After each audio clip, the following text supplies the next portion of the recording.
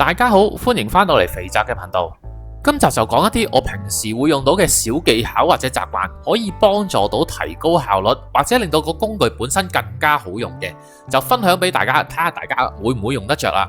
如果你係第一次瀏覽我嘅頻道，我嘅頻道就係主要介紹一啲做基本模型處理嘅手法，同埋一啲我自己做改裝模型片段嘅分享。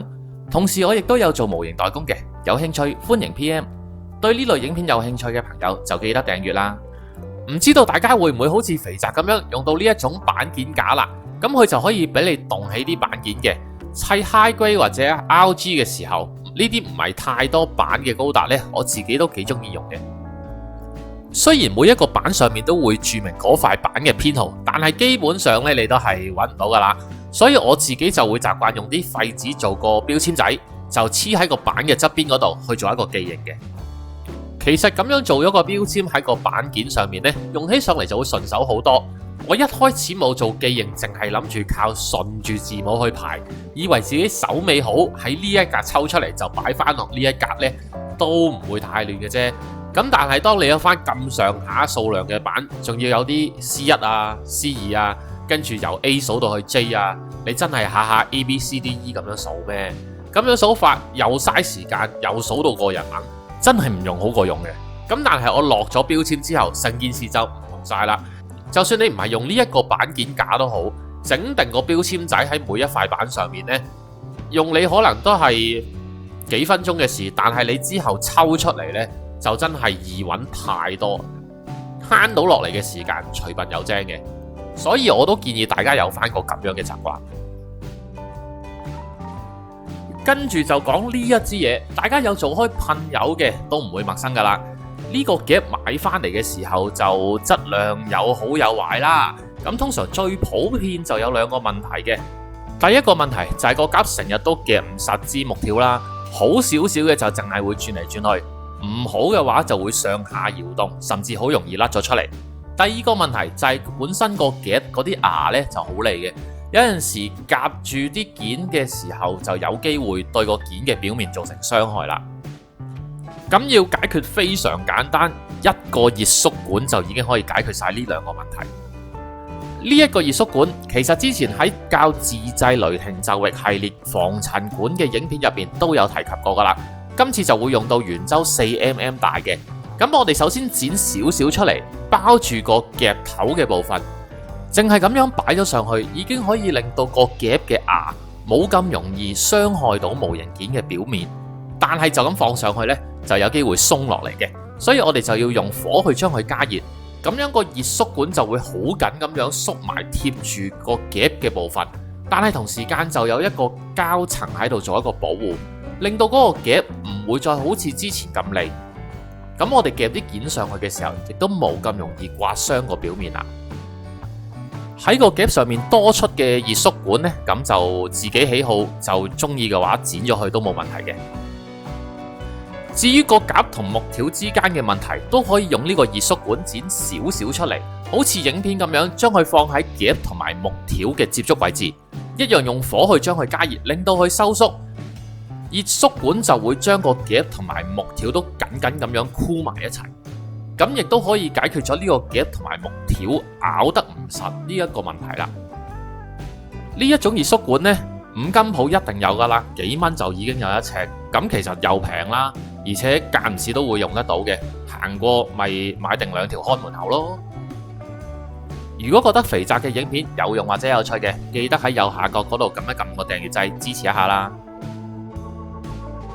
我估唔少網友砌完一隻模型，但係又冇位擺出嚟嘅時候，好大機會都係好似我咁樣做一個簡單嘅收納噶啦。其實咁樣就真係好浪費位置嘅。你砌完隻Gundam擺翻落原本嘅盒度，一定有勁多空位。咁我而家就分享一個利用呢個盒蓋去做一個更加慳位嘅收納方法。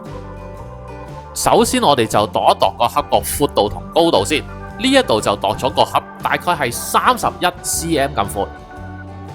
而個高度就大概係8cm 左右，咁只要攞到呢兩個尺寸，我哋就可以開始對呢個盒進行改裝噶啦。係啊，盒都可以改裝嘅。我會喺個盒嘅正中間留翻一個同高度一樣嘅距離，即係話31cm 嘅闊度入邊，我哋首先要減走8cm，就剩翻23cm 啫。再將呢23cm 除翻2，即係每邊我哋會有11.5cm 流出嚟，亦都即係話會好似變成而家畫面上嘅分隔一樣。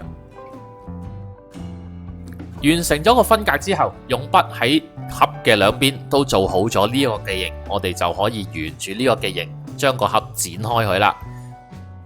每一個高達嘅盒上面嘅尺寸都應該有啲唔一樣嘅，咁但係呢一個分法個概念大家明白就 OK 噶啦。然之後就可以好似影片咁樣，將個盒兩邊咁樣反起，接咗一條痕出嚟先，再好似影片咁樣沿住啲接痕將個盒蓋反翻轉，你就會得到一個尺寸更加細嘅收納盒啦。呢個新改出嚟嘅收納盒，比起完整嘅高達模型盒就細咗一半有多噶啦。同時間亦都有足夠嘅位置，俾你放晒隻完成咗嘅高達，連配件武器入去嘅。呢一啲膠袋就係原本攞嚟裝住高達板件嘅膠袋，我自己習慣性咧就會留翻5、6個喺底嘅。呢一啲膠袋都可以廢物利用，而家就可以攞嚟入住我哋完成咗嘅高達啦，都叫做可以某程度做到一啲防塵同埋防潮濕嘅效果嘅。我自己就習慣用一個袋入住一隻高達嘅主體先，即係頭啊、身啊、手腳嘅部分，咁樣入咗去，再捲一捲，其實已經做到一個幾好嘅保護噶啦。剩翻落嚟嘅武器啊、背包啊或者一啲突出嚟嘅部件呢，就擺入另外一個袋入邊。同樣亦都係入好晒之後就將佢捲起包好，再之後就再成個盒接翻埋去，咁咪做咗一個好完美嘅收納咯。個盒入邊嘅空間細咗，模型喺盒入邊亦都冇咁多空間可以撞嚟撞去，同時間捲起咗嘅膠袋呢，亦都可以起到一個防撞嘅作用。所以咁樣整，除咗可以慳位之外，對模型本身嘅保護亦都有一個加強嘅功用嘅。覺得有需要嘅，可以用膠紙喺盒嘅兩邊再黐實佢添。雖然話呢一啲呢就唔係什麼好厲害嘅秘技，亦都可以只能夠講係一啲砌模型再周邊一啲嘅小技巧，但事實就係呢啲小技巧都為我帶嚟唔少嘅便利嘅。無論你係唔係做全職嘅模型都好，我估大家都希望可以着量慳翻少少時間，咁所以希望今日嘅小分享大家都會覺得有用啦。今日嘅片就嚟到呢度啦，如果有咩唔明嘅，歡迎留言，我會再詳細解答嘅。如果中意呢條片嘅朋友，記得 Like、Subscribe、Share， 訂閱咗之後仲要記得撳埋個鐘仔，咁下條新片出嘅時候，你哋就會收到通知噶啦。我哋下條片再見，拜拜。